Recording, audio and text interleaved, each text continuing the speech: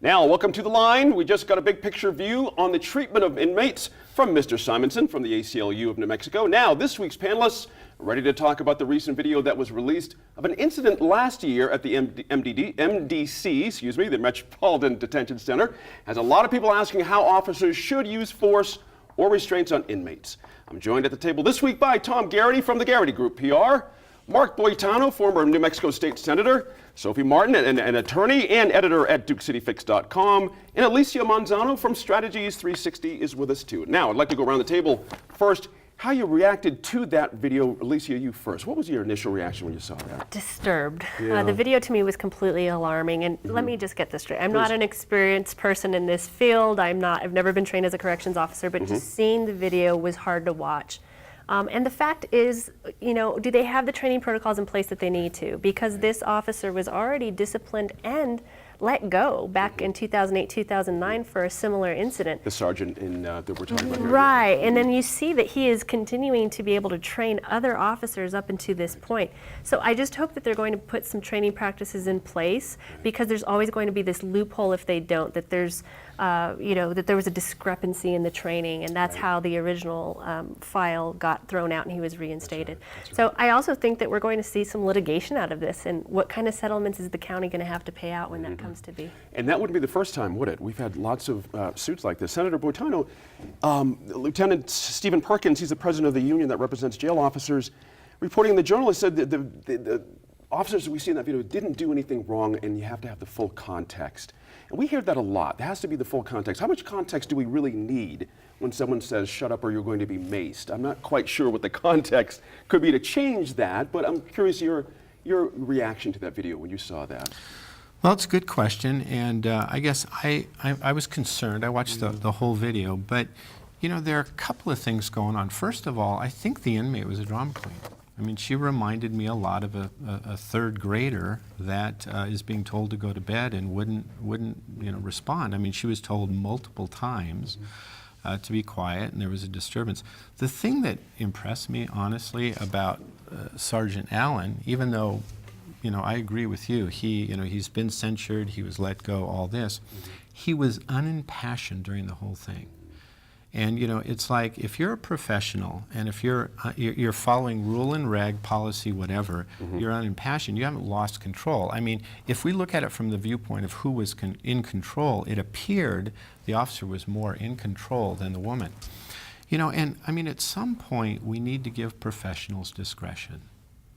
We need to give teachers discretion, judges discretion, medical professionals discretion. You look at the website of the corrections department, they say we're committed to the safety and well-being of the people of New Mexico by doing the right thing always.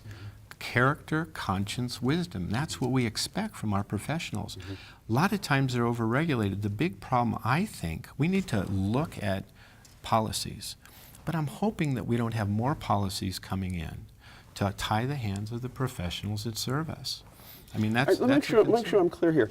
Are you saying that what you saw in that video, part of that was driven by policy procedures that probably make this thing go hinky, or there were too many policies in place and they could have done a better job without as many policies in place? Is that what you're saying? Well, I guess the question is, are current policies sufficient? Yeah. And were current policies followed? I think that's the question. Okay. I don't think we necessarily need more policies. Okay. And so we can look at this thing with the sergeant two ways. Yes, he was let go of his job once before. Yes, he's trained. He should know more than most. But the flip side of it, he was brought back in. Maybe he had his day in court, he was brought back in. Right. And maybe he was following policy. Okay. And the fact that he was unimpassioned, to me, says a lot. I mean, if he had lost control, it wasn't like they were beating up on this poor gal.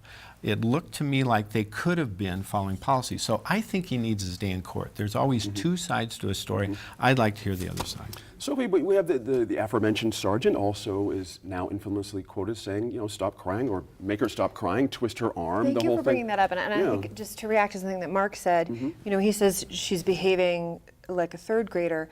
I felt, watching it, deeply disturbed, but also I had this sense of the playground as well. But what I saw was, I'm going to keep hurting you, and while I hurt you, I'm going to say, stop crying, stop exclaiming that you're being hurt. Now I'm going to hurt you more to make you be quiet. And that felt to me like the actions of the school ground bully, the sort of stop hitting yourself kind of thing that we see from kids. And so when you say, the officer was very dispassionate, that kind of frightens me, given the amount of force that we see being expended on the prisoner, and this, what feels to me, watching it, this very intentional, I'm going to provoke you to cry out, I'm going to punish you for crying out, I'm going to provoke you again, I'm going to punish you again. I don't know if in that circumstance, and I hope that I am never in that circumstance, I don't know that I could have been quiet after being maced, after being tased, after being twisted, et cetera. And that caused me deep concern. Yes, there needs to be the ability to bring order in our prison system. I understand there are large numbers of people, some of whom have mental health issues, who have behavioral issues, et cetera. It's not a great place to be, and it's not expected to be a great place to be. But we should not have policies in place, and we should not have people in charge who appear to be creating the very situation that they claim they're trying to eliminate. Tom, when you think about it, does anybody deserve have pain inflicted on them because they haven't turned to the wall quite quickly enough? Pulled up by their hair because they haven't stood up quite quickly enough? I'm not quite sure a policy and procedure, fits into that, with all due respect to the senator, but at the same time, these are people, right? These are people, and this whole idea that prisoners deserve what they get due to their behavior, this is the stuff you hear spilling out in the streets. I mean, it wasn't a street fight. The woman was clearly outnumbered here. There was no danger to anybody from this woman. So I'm curious your reaction to the situation. Wow, a couple of things, and I think our colleagues really made some great arguments. This did not happen on Central Avenue. Right. This happened At 3 a.m., inside that's at right. 3 a.m. That's This right. is an MDC, and it is a very difficult area to be in as far as in corrections. They're constantly looking for workers, and probably for reasons like this, that it's a very complex, very difficult situation. Nobody would want, I don't know, maybe there is, but people wouldn't want to be in there to say, hey, I want to be a corrections officer, because that's just tough. That's tough work. But the video itself was very troubling, but I wouldn't say it was, I think it's troubling for a couple of reasons. One, because the shock value is like, oh wow, what are we looking at here? Right. But also troubling because for it to get to this point, we're talking about 9 months. Right. That's a good point. And now there's word that there's potentially another case out there with respect to use of force. There are some people on a task force for the county who are calling for an independent investigator, which I don't think is necessarily called for. I think that's something that we go to is say, you know what, we need an independent investigator. Right. I think we just need to have people do the jobs that they're supposed to do. There's clearly a conflict between the union president and the person who runs the MDC. There's currently transition at the county with Tom Swistak moving on. So maybe the timing of all this is not just by, oh wow, it just finally came to light. I think that there's definitely political movidas in play, and we'll have to wait and see. But I think it merits further conversation, and I think the Guard, as Senator Boitano said, is due his day in court. Sure, no question on that. Alicia, prisoners have rights. Absolutely. It's a thing we're having a tough time getting across into Mexico. They do have rights, basic minimum rights.